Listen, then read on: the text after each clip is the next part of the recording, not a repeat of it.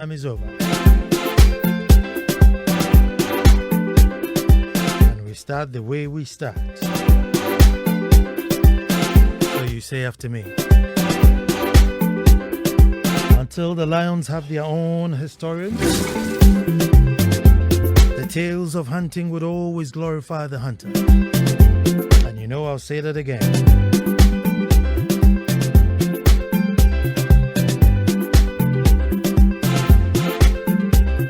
Folks, I said until the lions have their own historians, the tales of hunting would always glorify the hunter.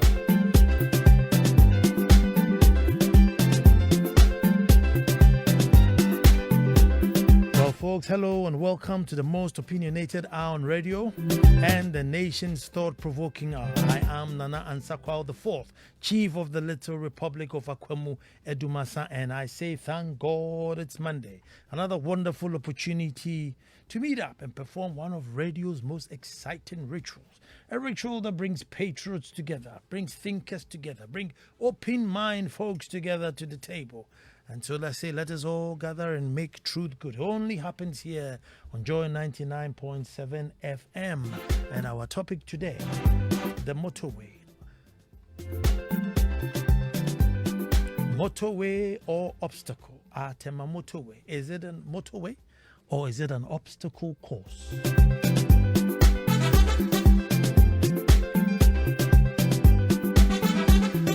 Is it a motorway or an obstacle course?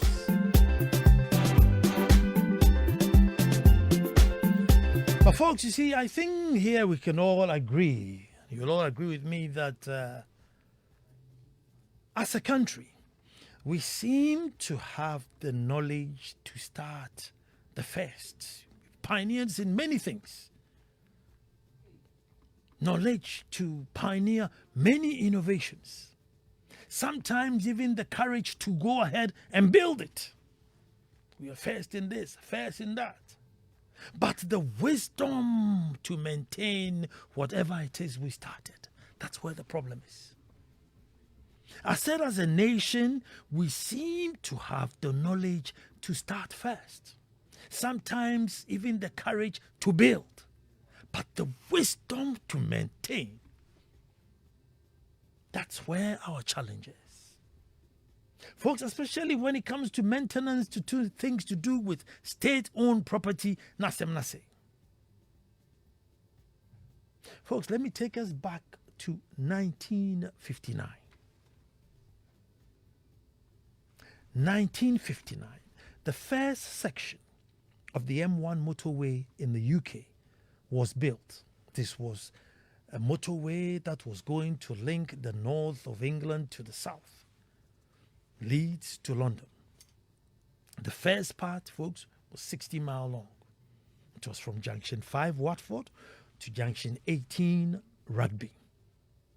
Now, how they work out the junction is any town that comes to the side of the motorway where a road comes off, the motorway becomes a junction. So Junction 1 becomes the first town. When you get to the next town, there's a road leading off the motorway to that town that becomes Junction 2. So that's how they come to junctions. Anyway, folks, they built it poco a poco, little by little, from 1959 all the way till 1999. That's when they said they had completed the M1. And now the M1 is 193 miles, which is about 311 kilometers. And we're talking about just 1999, 24 years ago. And they are always patching and painting and working on the road. Some junctions have been widened, redesigned to help flow of traffic. Junction 9 became a bit too congested. 2006, they added 2 more lanes. So those coming from London, heading up north, if you were going off the motorway, you could go so that those driving up north could go with that. So then they're just modifying it. But check this out, folks. Right about the same time, good old Osaji 4, in 1965, Tema Motorway was also opened. This was also to link the whole country and extend to neighboring countries. It was based on the Autobahn. Speed, ease of movement, access. This was to help the country grow and keep up with the world. So our first motorway also came into being. Not too far off from the M1. And then, folks, the opposition and the Western media said it was the most stupid thing that Ghana could ever invest in. Oh, Raddy, they bashed Kwame Nkrumah well. They bashed him. What was this? Could you put concrete, 18 kilometers worth of concrete? Just a nyanse bi. Folks, after that, after the bashing, the condemnation, the degrading, the castigating, after that, it took us up until 2002 from 1965 before we could put street lights on it. 37 years, 18-kilometer stretch of road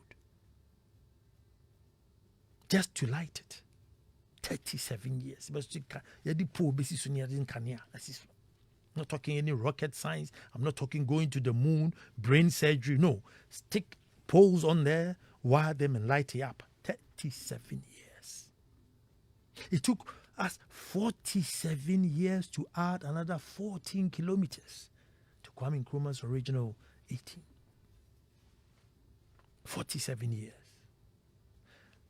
And even that was called the George Walker Bush Highway, because had he not given us money, we probably would still be here waiting. But the story of the N1 does not stop there. It seems as though this road was built by people from Mars at the time. They had never been on Earth, let alone Ghana. Considering the culture, the traditions, the people living along the N1, the towns, activities, their need to cross the road to go to school, hospital, church, mosque, the general trading. How on earth were they supposed to do that when initially there were not even bridges constructed or thought of? I don't know.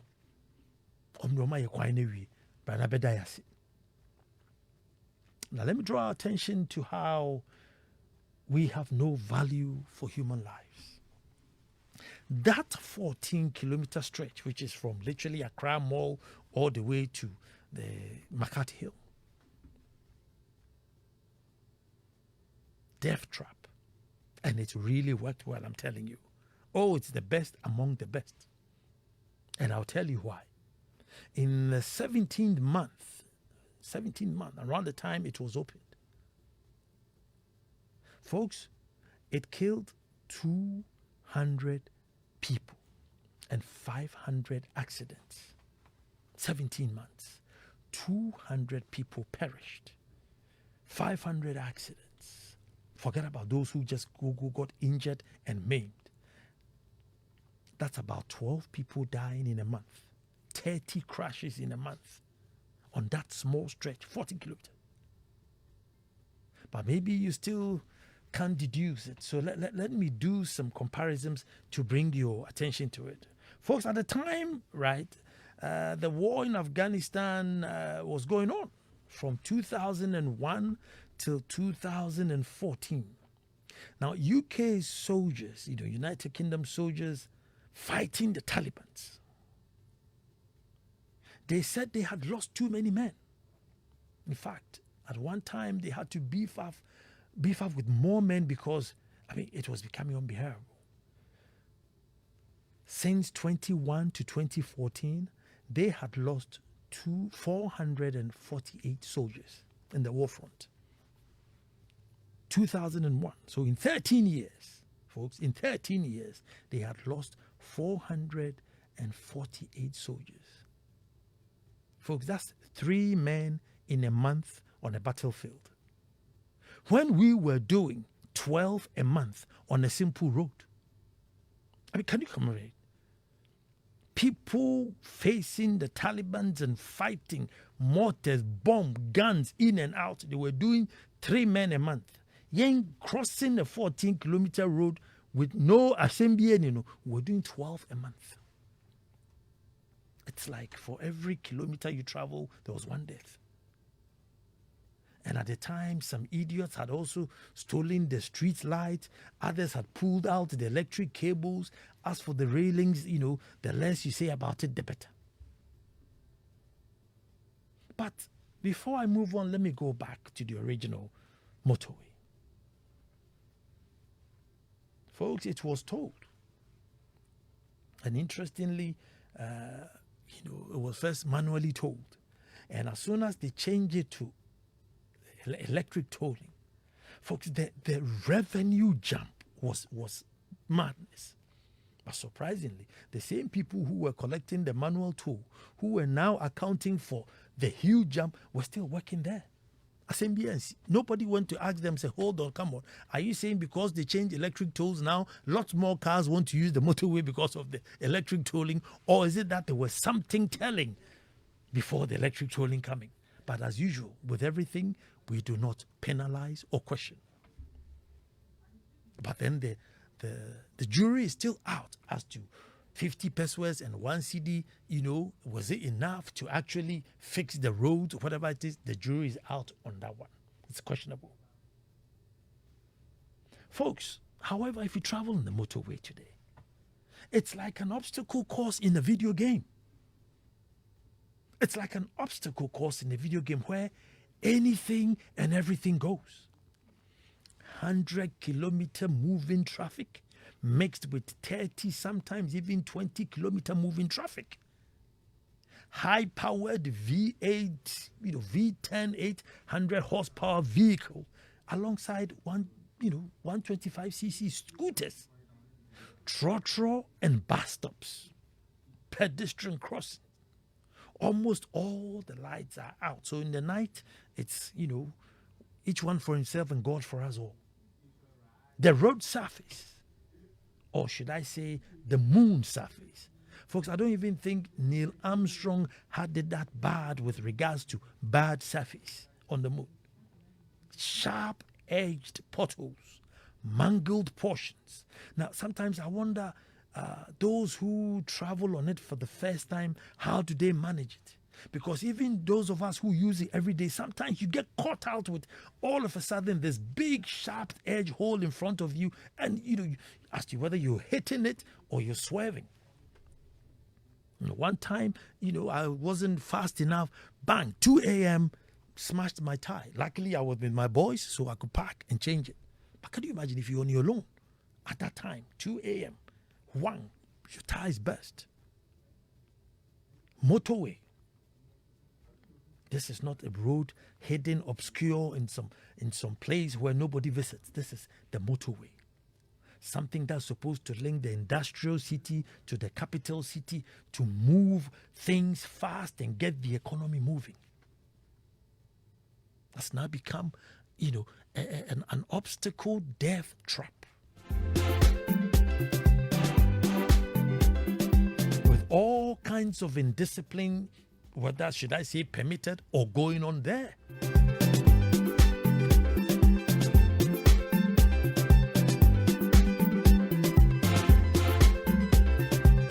I'm just being told Spikey was actually robbed on the motorway. I remember KKD also getting a puncher and getting robbed on the motorway. Yet those who are responsible for it will still get their pay, and everything as business will be as usual.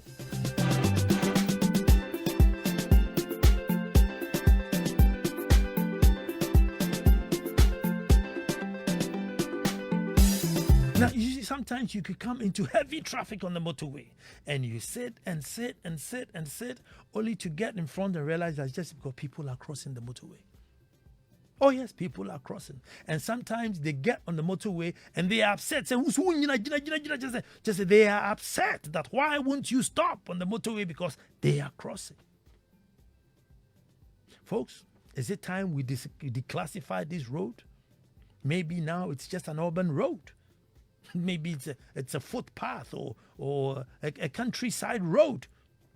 Maybe we have to declassify it to become a countryside road, where we put signs, because horses may be crossing, cattle may be crossing, people on footpaths may be crossing. Folks, apart from the road being in its bad shape, quite a number of drivers too have no clue about the rules regarding the use of a motorway. Undertaking instead of overtaking, stopping in the central reservation instead of the soft shoulder, driving slow on the offside lane. Folks, it's just, like I said, like a video game or a cattle market. Anything, you can just get in a car, a bicycle, a scooter, anything, and do it. You can get a little tricycle, load it up with rubbish, hit the motorway. Unless your heart, it's not your fantasy. I just say new akomaso. One day I want to really get, like just a pistol and mortar and just sit by the side, get somebody and pound fufu and see what will happen. Just just bang and see if what will happen. And I want to try it. Because it looks like the opposite you can do it. I'll try one day because try Kwanin Champa, I'll go fufu, bam, bam, bam, bam, and see what's going to happen if I do that.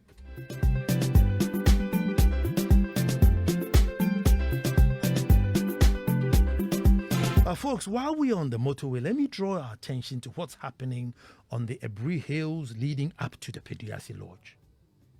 Now, one day it may cause a major disaster. Folks, there's no respect to laws or rules as to how close we temper the soil close to the edge of the cliff and to the road. The level of excavation going on now, should there be a major rainfall, the road may cave in. The number of buildings coming up close to the edge of the cliff, hanging on top of the road. And I have seen a couple of rocks begin to fall. Now, I wonder what will happen, with years of vibration and the tempering of the soil and these constructions going on. Has nobody seen it? Is there a council there? Do they have, municipal assembly there? Do they drive by the road? Do they see it? What's going on?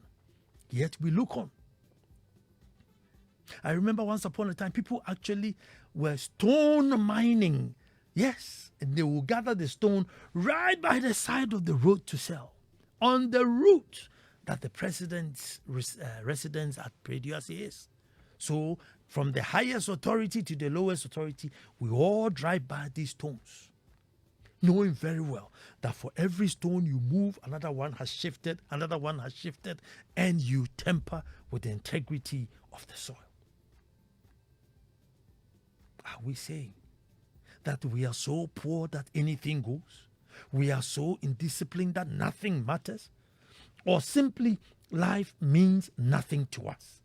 All the education, the Sunday school, religion, Muslims are praying 5 times a day. Christians are all-nighting and Sunday. All the doctors and letters to our names. Is this the best we can produce? Folks, maybe you can help me.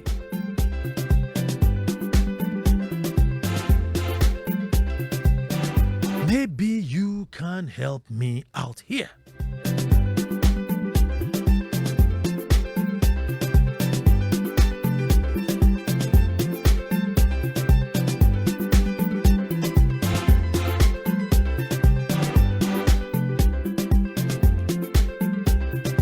How is it that we easily become overwhelmed with almost every situation that confronts us?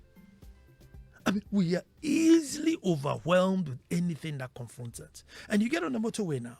As soon as there's a little obstruction, and so you stop, within the next 3 minutes, the hard shoulder and the central reservation will be filled because the cars at the back will say, nope, they are not waiting. They need to drive on the side and cut everybody out. And truth be told, they will get home before you because Asimbia is. Surely we can. We should be able to do something. It doesn't take much. 2 constables and these things will be rectified. But while we are looking on the motorway, I am saying, up on the hills, That's another major disaster waiting to happen.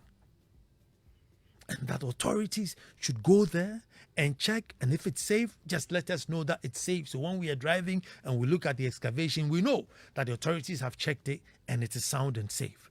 But from the naked eye, it looks very precarious. But I know this is a subject that you have more to say than I do.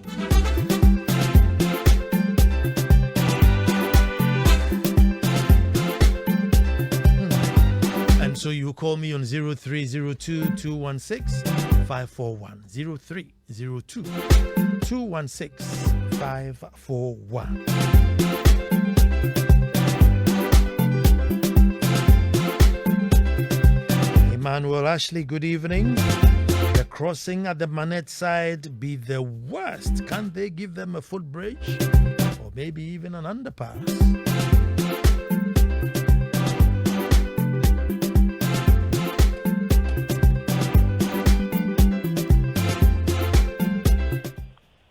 Good evening, and who's my first caller? Good evening. I'm Nana Kwesi. I'm calling from Medina. Nana, let me hear you. You call the motorway a death trap. No, it's not a death trap. It's death. Death itself calling people who plight it. So if you are not careful, then you join. And I always say, education is not only to acquire knowledge, it's supposed to enhance your common sense and wisdom. It seems like these two is lost to reading books in this country. I don't get it, Nana. You vote for people to come to power. We have state institutions that have responsibilities. Yes, these people will come, they will keep messing us up, and you will get the same Ghanaians comparing who did the worst job from the previous and the current administration. That's where we've got into. So, Nana, we can't lose hope, my brother. 0302-216-541. Hello, who's talking to me? Nana, this is Sammy Sonko. Let me hear you. This is Sammy Sonko. Oh, yeah. Yes, let me hear you, my brother. Nana, but for this summer motorway, I don't want to disappoint, but I just want to see the least. I mean, my contribution will not be a lamentation, but it's a candid assessment of the road. And let me not bore you with our hints and ill-thought through promises as to how it's going to be fixed. But for me, I'm not able to calibrate and adjust. But my fan is that. But in crisis, leadership plays. Opinion, therefore, and can you believe that a police who motorbikes, and everybody say, pay, give way on bad road. You see, but with all humility, I'm of the view, managers of this motorway have been compromised, and they are just dancing evil to the tune of unseen spiritual qualities of their leadership. And for me, a true leader there, in terms of challenges, you should be able to say, Charlie, media mapping, the way they are moving. But so far, my pointers are, I am disappointed on the imaginable weakness in finding a solution to the motorway. More so than not, I don't think that there's enough reason. But all that I can say is in times of crisis, now for the motorway, you see at the crisis point, leadership plays, and the lion's share of the prize is that the money. It's a motorway who owns it. And I wonder, let's back of someone. And I say, when you are driving someone to the airport, you must always say a prayer. Because we need to do what could do on a safe way, and I say it's not going to work. You see, when you even have a check-in time at Yamfane said in 1800, you must start as much as 1200 hours. But Charlie, but looking around me, Charlie, it's so disappointing to say the least. But I'm of the true feelings. People feel entitled. People feel detached from reality, and seldom learn from history. And tell Obiajan property say, how can it's a shame, but God day, God day, God. We can't lose hope. We can't lose hope. This one says, hold on, it's a long one. Nana, it's worrying listening to the bitter truth you are spewing into our ears. It saddens my heart. One attitude of the Ghanaian maintenance culture is shameful and unheard of. I've been worried listening to the supposed prof. Look at the statement made by a man of his caliber. I asked a lot of questions about his stance and recommended wisest offer. This is unfortunate. I would not waste my time listening to him when it comes to education management. I always call him zero. Go back and listen to this man. Back to the subject. We can only complain and act too late until the serious and unimaginable thing happens. We have too many clueless individuals occupying some key positions who could barely understand the issues of our motherland. I have the passion of the late President Rawlings and visionary like Dr. Nkrumah. We can do better for ourselves. It hurts, and this is the best. Is this the best? Nana, no, it's shameful. Frank Ejepong Kweku Odru in Mamfe. Hello, who's talking to me? I'm Uncle John. Uncle John, let me hear you. Please, this motorway. I've used this motorway for 45 years. I started using this motorway 1978. Mm-hmm. I'm still using it. That time, it's called motorway. Mm. There was no aboboya with pure water. Mm-hmm. No pure water vehicle. You can't see anything around the motorway. There was a phone booth along the motorway. So if you get problem, you have to go and call for assistance. Now, I didn't call motorway again. Because now it is death trap. So if you think you are running or you are using the motorway, you better stop that, because even Labat Beach Road is better than motorway. I think everything in Kuma did has been spoiled. No maintenance for everything. The fact now, I'm in Tamau. You don't see any single thing Kuma did that is there. Look at all. We have tour there. But that time Kuma was put up tour about 6 years ago. There was no crude oil anywhere. Now we have crude oil. 3 ships. Crude oil. We can't find it yet.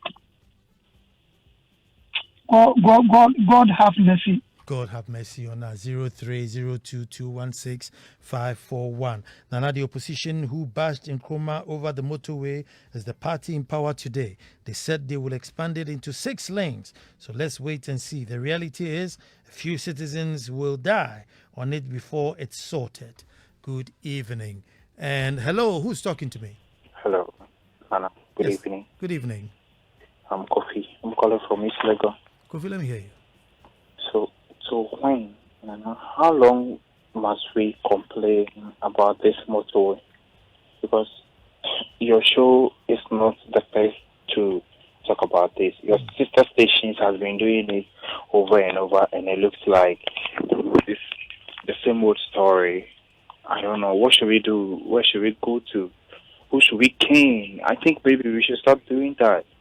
We'll take canes. Whoever is responsible, we'll find you and we'll cane you. We'll ask reasons why what's supposed to be done is not. But I don't know, because it looks like we've been complaining and we are not getting any feedback. So what do we do? This road to pedestrian thing you are talking about, Nana, somebody is not doing their job. See, people will be building at places they are not supposed to. This will happen. They will write stop work, and the people will go to the whatever assembly is responsible for it, and they will go and take permit to come and build at where they are not supposed to build. And that is what's happening, Nana. So who is responsible?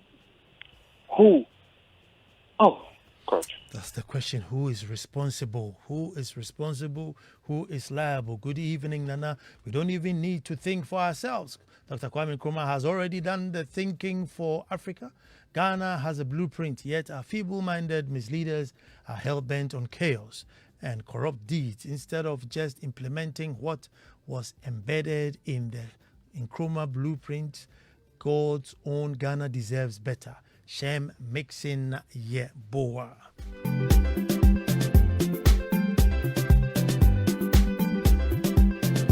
Okay, who's talking to me? Nana, yeah. Come again. Good evening, Nana. Good evening. Who am I talking to? This is Your line was breaking. Lee from. Okay, let me hear you. Okay. This thing about the motorway, you all keep talking about it. You all keep complaining about it. It causes so many accidents and stuff like that. But the question is that some of the politicians listening, you understand? Because I'm sure they've heard whatever people have said about it and things like that. So if there's something done about it, I think it's high time they do it. Because lives have been lost and property and things like that, and it will impact negatively on our economic life. So thank you very much. But your line was really bad there. 0302216541. Hello, who's talking to me? This is Yao calling from East Legon. Yeah, let me hear you. Okay, now it's very sad to hear. The things you've said, but in everything, someone needs to be responsible. If you go through our laws, you realize that we have institutions that are responsible for all these things you've mentioned, but they cannot enforce the law. So everybody tries to buy their way through, and this is being done by the rich. So they confuse the whole system, and then they get their way through. The pediatric incident is a clear example of something that is happening. There's no enforcement. So with time, or in the next 5 years, you realize that there's no green scene over there. Everything is being cleared. Then we come back to the same table and try to analyze what we can do. So we are more reactive as people, but not proactive. So it's when things happen. We've had issues of gas explosion where the whole country comes together and then we mourn and very emotional outpour. And then after a year or even less than 6 months, everything changes to we are okay. Until other incidents happen, then we start going back. So we need to be responsible as people, and then we need to make sure people have clear definition of their job description and what they need to do. They need to be held accountable for. That's my view on this issue. Very sad. Listen to this. This is just... Says, good evening, Nana Ansah. Motorway. One evening, my wife and I are driving about 70 kilometers per hour towards Accra on the motorway. Suddenly, about 200 meters ahead, we see someone frantically flagging us down, forcing us to slow down rapidly, only for us to realize it was a trotro mate standing in the middle of the road, stopping traffic to enable people cross from the central reservation to board his trotro parked on the side of the road. If I tell you it's like a video game, is it far from it? This is something that was like something you play in the video. Motorway, cars because may for passengers. How can you be so free and at liberty to put everybody's life in danger and still be free? Hello, who's talking to me? My name is Jay. Yeah, let me hear you. Yeah, Nana, you said it, but I want to add just two things. Sure. You should look at the Road Safety Committee and the National Commission for Civic Education. Now, first with road safety committees, you see accidents, people hitting the fencing on the road, like the sides of the road and the median. When there is an accident that way, you don't see the police telling the person who hit the median or the fencing to repair those things. They just take the accident records of the accident, and then they leave it as it is. Go right to Achimota police station and look at the railings there. Cars hit it and they are left like that. Very dangerous. To the students who are passing, anything can happen. Same way throughout Accra. Accidents happen, and then you see the accident left at the roadside. Cars get bent down. They leave it there for years until those car boys come and pick those things, scavenge it away. Same way you look at National Civic Education, NCCE. They should teach the school children how and where to cross roads. They don't teach all these things. And you see children and even adults jaywalking at the sides of the road. The last that I will add up is that you ask the policemen, the MTTD people, whether they are put on the roads to arrest only car drivers. Because you see motor riders riding on the line, and that is overtaking. And you see two cars coming, and they still overtake on the line. The policeman will look at it and ignore it. I don't know what the IGP tells them. It's amazing.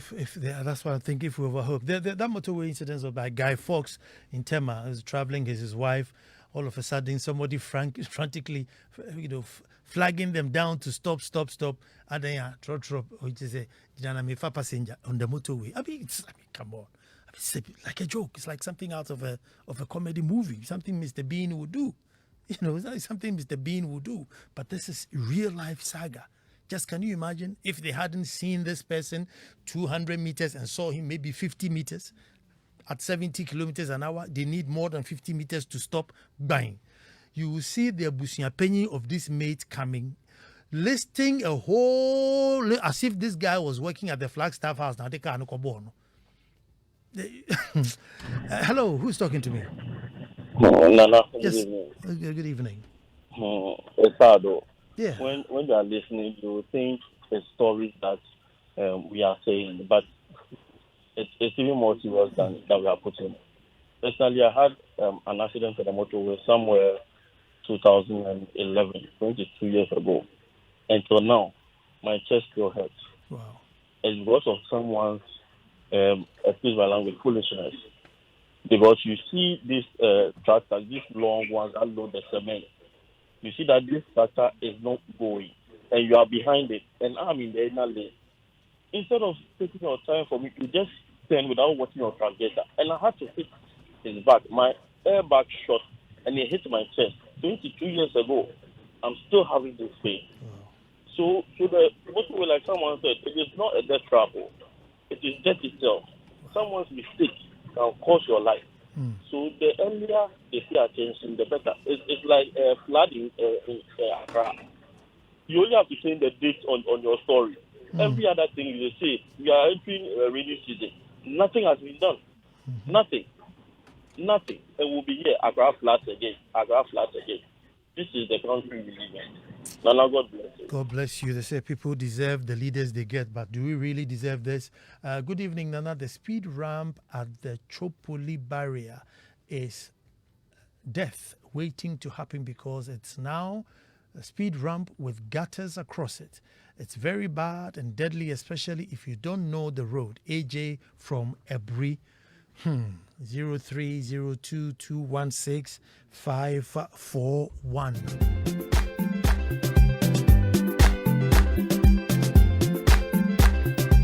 I don't know if you've been on the motorway and you're driving on the near side, so basically on the right side of the motorway, which means you're on the slow lane, and then you get this little Uber driver comes behind you and beeping and flashing that get into the fast lane so that they can undertake, and then they are gesturing to their brain thing is just what why are you in the slow lane? I need to overtake. I don't know if you've experienced it.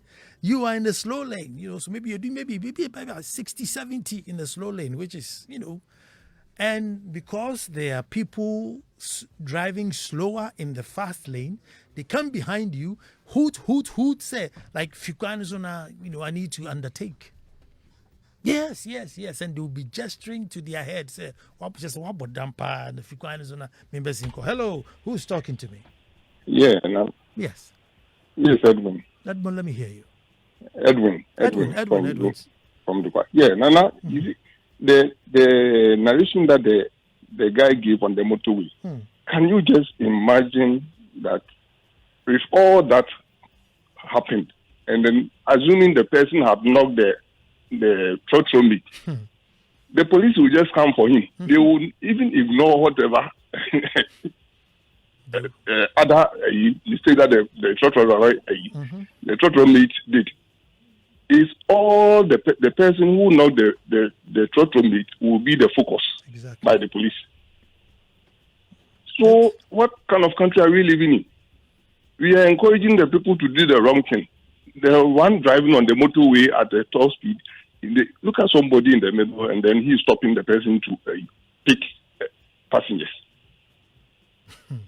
God bless our home Ghana. God bless our homeland Ghana. Me say, and the list that they will bring, you think you ran the president over. You'll be shocked. You'll be shocked. And the guy is saying the police, and that's when you see that there are laws in Ghana. Oh yes, you see that there are laws. It's sad. Do we really have to get here? This is a country that's been exposed for a very, very long time to all civilization whatsoever, whether being customary, traditional, Western. We are exposed quite well, steeped in tradition. So there are certain things that are definitely beyond us. And this is clearly one of them. But as it goes, it looks like we are overwhelmed. We just have to live with it. Yes. It looks like we just have to live with it. Because I don't see anybody getting up one day and saying that, something, I am now going to bring the discipline. It's either going to be dropped down to an urban road or a road, or we are going to give it a motorway status and respect it as a motorway. And the importance of the motorway is that because Tema is an industrial city, you need to be able to ferry between the industrial city and the capital city quick enough, because the quicker you move, the more money is made in the system, the more taxes the state will get. So the motorway is not a beauty or a luxury. It is to facilitate movement. Within a short period of time, with your bank crying, so that you can sell it, the government will take some, the truck can quickly get back to Tema to bring more goods. So that's the essence why countries or states build motorways. That's why they build motorways. It's not for luxury. It's not just to drive fast for going fast sake, but the movement, so the business can flow. You can get to work quickly. You can bring your goods quickly. You can market quickly. You can go and come quickly. Not sat in traffic because some truck driver wants to pick some meat. How then does the economy move? So it is a necessity. It is a necessity. And come on, if 1965, the first president commissioned this road, and today we are here, hand, cap in arms, and just to me, we are so overwhelmed. Then it means the nation hasn't moved forward. We've moved backwards.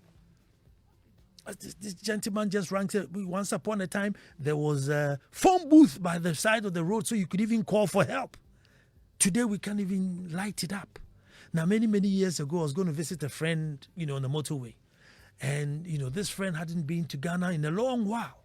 So directing me to the house, they said that, they don't remember, but on the motorway, there's some street light leaning in a way.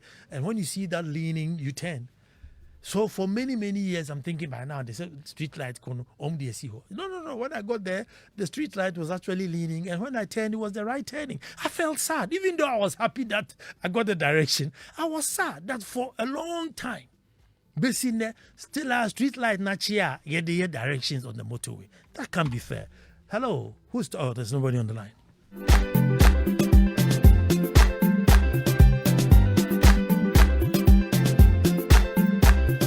This our country, Ghana, even if God himself comes down to govern us, our mindset won't change.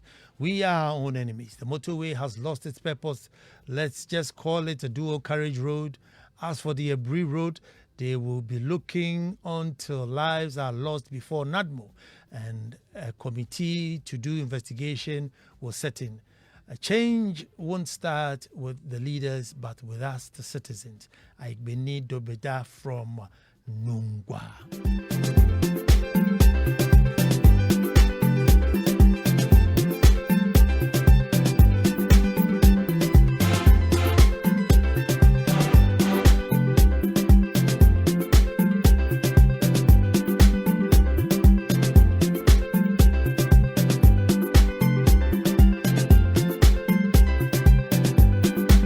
Good evening to Dr. Letitia Appiah. Good evening to you. And happy anniversary to you, Ohineri, your 26th. Today marks exactly your 26th anniversary in media. So happy anniversary to you. Well done to all your advocacy on women issues, women and gender issues. So Yamawayiko and fight on. And from the Okuaping Himia to you, Nana Ansah Kwao IV to you. On the demise of her husband, you all came to Abuasan to mourn with her. And she extends her sincere gratitude to the love that was shown. You turned up in your numbers. And what a befitting send-off gave to Odeshie Akoto. This is from the Okuaping Himia to all of you.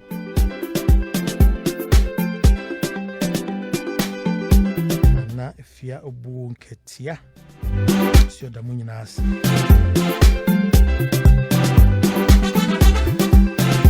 Well, folks, until the lions have their own historians, the tales of hunting would always glorify the hunter. Abe Kusan Kofi was on the ones and twos. Kofi Hayford has lined up some songs while you drive on the motorway. Nadia Chicho Kakra. Maxwell Agbagba is here to give you the news bulletin. And until Monday, that God be with us, we'll be back here to do this all over again.